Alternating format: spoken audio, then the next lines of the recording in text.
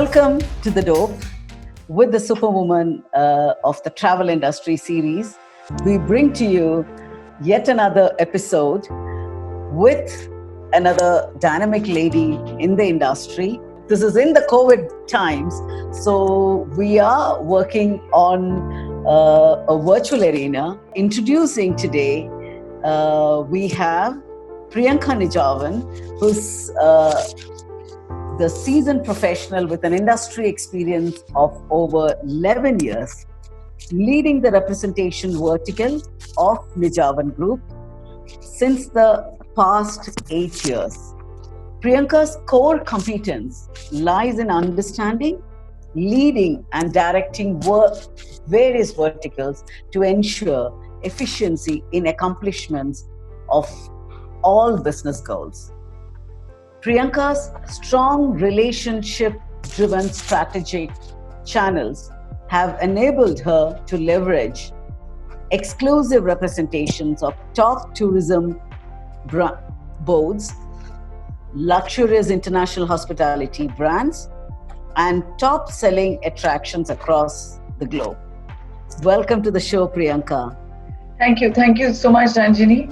I know the last time we planned it and it didn't work out. So I'm so glad that finally we are making this work out. It's my pleasure to be on your show. Thank you again for having me here. I know I know that last time when we spoke, you said that, it's not been such a long journey for you, but we're all hearing this name for a long time now, at least for the last 10 to 11 years, I've seen you. So tell us a little about your past and the journey in the travel industry so far. So I have been a part of the travel industry in a way for the past 17 years, ever since I got married to my husband, who belongs who of course belongs to one of the oldest travel industries in India. So for me, my association with travel industry probably started 17 years back when I was already attending some FAMs at that point of time. I started initially in the back office. Because my first degree is maths, my second degree is computer science. So when I wanted to, join work, a natural thing for me was to look at the accounts, at the back office accounts. So that's where I worked for some time. And then took a sabbatical when the kids were born. At that time emails were still not coming on the mobiles. I was still coming back with papers at home. So when the kids happened, I took a little sabbatical. And then I think, Ankush already, he started the representation vertical. He signed up with Address. There was Harbour Plaza that was already on board. And as this vertical was expanding and I was attending some of the dinners, I was getting very, very interested because suddenly from the back office paperwork to I was seeing marketing and sales and I knew the people already. So on one evening when we were just diving and discussing, and he said that there is a lot of scope and he wanted to grow this aggressively, I decided to step in. And that was it. I mean, he said, but once you step in, you cannot step back. There will be expectations. So I said, I'm ready for it. So that was it. That evening and next morning, I was in the office. For me, it came very, knowing the travel industry was already there. I knew everybody. I was really welcomed by everyone. I say it anytime when I'm asked this question, if I faced any challenges. I mean, it was just the opposite. People insisted that I should not be calling anyone sir. Everyone still wanted to be called uncle or auntie or by the first name. So it was a genuine warm welcome, and I still get it. So every time when there is a new product that we sign up with, when I talk to them, it's with the same welcoming arms. It's with the same welcoming smiles that we get accepted. So I always have to give it to the travel industry for welcoming me, for supporting me, for helping me and my team build up this vertical. And do you think that gender dynamics have evolved the travel industry? When I did, I think there are some veterans who've always been there for a very long time. Okay. I mean, people like Mrs. Jyoti Myal, who's the current president of TIE. I mean, I've known her, I've seen her for so many years. There are so many of the women who've been there. Miss Amina Munshi, again in Chirag. So these people probably at that time the gender dynamics wasn't as it's hugely interesting to me when I speak to them. I listen to their stories on how they were coping with the whole work-life balance and working and doing things at that time, given the connectivity and given that the time when there were no mobile phones and women being away kind of from home meant you were really away. Not like us who still managed to stay connected. Sure. But of course, with time, I think it's getting better and better. Okay. I especially feel by experience that when we go from north, when we move towards down south and west, I see more and more women in the travel industry. For that matter, even in the north, I don't think that we are any longer looking at anyone as a man, woman, etc. Of course, when you have women in sales and when you are in certain parts of India, you're more careful because you don't want to be having girls on road till late night. As a leader or as a boss, it becomes a responsibility. But besides that, I think the gender dynamics in the industry is only getting better. We have more and more girls who are coming in, making a name, and it's definitely looking good.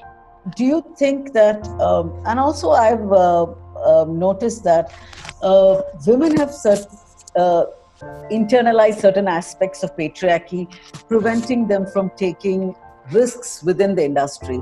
I mean, largely, I would say that whenever there is generally a male, a partner in the industry, or for entrepreneurs, if you would say, you generally see that the women leaders take a back road in the whole process. What's your views on that? So I think patriarchy is not necessarily limited to just our industry. I think it is a part of our whole culture. It's very dominant in our whole culture. I think this whole gender stereotyping starts from the first chart that you show to a child, where the mother is seen in the kitchen and the father is seen with a bag and walking to the office. So I think very softly we start this discrimination right there. Most of us, when we are growing up, nobody, we are almost like our next generation now, but nobody is consciously telling a girl that, that her first role is going to be home. But I think it gets imbibed in most of us just by the way of being. So patriarchy is definitely a problem in terms of women most of the times prioritizing their work over their home over their work. Sure. I mean, what I have to say, and I had this whole discussion once with my 15-year-old who came back and very excited because her friends and her they sat down and they were talking about me. And she said, "Oh, I'm so excited!" And we were all discussing you. We all want to be like you, and we want to, we want to have kids. We want to bring them up, and we want to work. And I have never discussed marriage and kids with my daughter. I don't want to make that as a metric of success. I don't want to have that tick mark on her in her head to say that this has to be done by this point of time. But just by when they are looking. They are not looking only at a career. I realize the 15-year-olds of today are also still looking at having a balance. Absolutely. So I just smiled and I said, and I just said, it's not easy. As nice and smooth it kind of looks, but to do this whole thing is not very easy, and we all have to try our best. So what I mean is very unconsciously, one leading to the other, we all do this. I think what we need as women need to remember and realize is, and which more and more women are realizing now, is our own needs and wants, is to have our own identity and not just dilute it just in raising a family and, providing for the house. So I think we are getting there, and hopefully we are going to get better at this. For sure. I think I think the 15-year-old, probably within 5 years' time, I'm sure her views will change. That's a different matter. Right now, it is, you are the idol, and for them, as a growing up teenager, I think they idolize, and this is the ideal world which they would like to Yes. go forward. That's why I think that comes from. So, and now with the COVID-19, which has taught us a lot about working from home and staying at home, how did you manage because you represent a lot of verticals, and if you look at the hotel segments which you work with, can you tell me that what did you all do in the marketing efforts, or how did you make value out of this 2 months? So, of course, these are very challenging times, and one had to, even as a leader of the organization, work out a balance where there was work still happening and still at the same time ensure the safety of all the people on my team. So we started out with wanting to use this time to actually reboot and rejuvenate, and to also and to also upgrade. So when we say upgrade, we wanted to work on this time to upgrade our own database, upgrade our own product knowledge, and also to give out as much product knowledge as possible at this point of time. I actually did a calculation with a couple of days back, and I realized that within a span of about 10 to 12 days, from the 25th of March to about 10th of April, we had actually managed to train about 2,500 agents. In fact, I think post these times as well, these online Zoom trainings or online trainings that we have started doing are going to continue. So we've had trainings being attended by, at one time even 100, sometimes 300. So in all, there is a whole shift where the physical roadshows seem to have to be becoming right now online roadshows. So I think, so for us, trainings of a particular product, reaching out to even individual travel agents. What we thought was that when we physically go to somebody's office, at one time you meet 1, 2, 3, 4 people. So if from the same organization we have the same 5 or 10 people wanting to come online and get a training, it is as good. Okay. And at this point of time, everyone is very receptive. People have got time in hand. We were, for example, Dubai Expert is a very complicated program. It takes about 4 to 6 hours for anyone to be able to do it. We realized that this was the perfect time for us to be pushing it. So from 1st of March till date, we've got 850 registrations and 200 people who have converted already. So we are going to be actually managing our target thanks to these Corona times. And one last question. In fact, I was just thinking, would you also tell me some key learnings, or a message for the future entrepreneurs, the women entrepreneurs in the industry? I know a lot of people are sort of disheartened sometimes. What I have noticed when we do is that the youngsters are finding it very difficult to sustain in the industry. I mean, especially travel being the first thing to be hit. If with any, it's not the pandemic, but if it's any natural calamity, disaster, anything, there is a travel advisory. Everything the travel industry and the hospitality industry is. The hospitality industry is a different chapter altogether, but the travel industry, people feel disheartened. So, but yet you find a large number of people getting into the industry as well. Do you have some sort of a key message for them? Sure. No, so I understand. I think a pandemic like this, it has hit everybody all across the world. We are literally in this, all of us are in this together. Sure. But of course, amongst all the industries, definitely travel industry is the number one industry which is hit right now.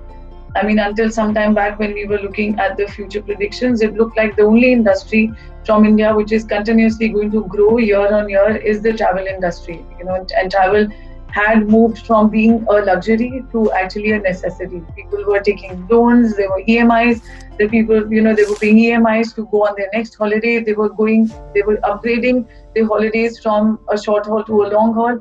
With the whole new YOLO generation, the whole thought process behind travel had changed.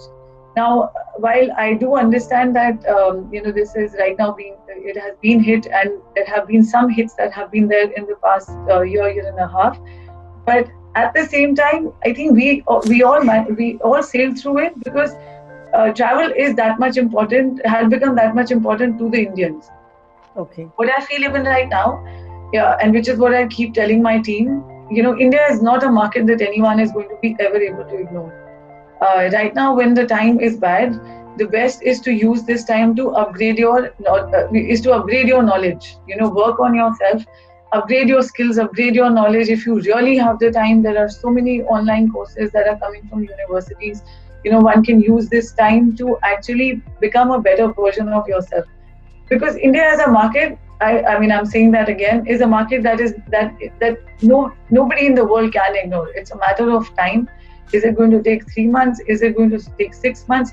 It is definitely going to bounce back, and it is going to be our time again, like it was until just about 2 months back. Especially the message to women entrepreneurs in this industry and across. I think it is very, very, very important for all of us to always remember not to lose ourselves. There is how we all are brought up. For us to, homes are very important, and they should be very important. I think one good takeaway from Corona is going to be work from home. It will make life a lot easier for a lot of us women. I think the KPIs and KRAs are going to change accordingly. We're going to change some measuring, all of these measurements with the HRs, and all of this will evolve. But at the same time, I think it is very, very important to always have your own identity. And it is not only important for your own self, for how you see yourself probably at a later age, but it also becomes very important for people who are around you, because so many times it is a very sad situation that so many times you actually see women who've given up careers and who've given up lives to just be around. It sounds very sad, but you do not get the same respect and appreciation, and sometimes I feel you lose respect for your own self. So the balance is possible, and it is there. So we should all remember to just hang in there. Tough times come, but tough times don't last, tough people do. So when you have a bad time at work, when you have a bad time because of the work-life balance, just hang in there, and it definitely passes. Thanks so much. I mean, that's important. I mean, ultimately, people would want to know that what are the products which you handle, and the viewership will be large. So I guess it will be nice for people to know that. And thank you so much for spending time with us, and to know yet another superwoman in the industry. And I hope all of you all love this, and I'm sure you will like, share, and subscribe as always to The Dope. And thank you, Priyanka, for the lovely session.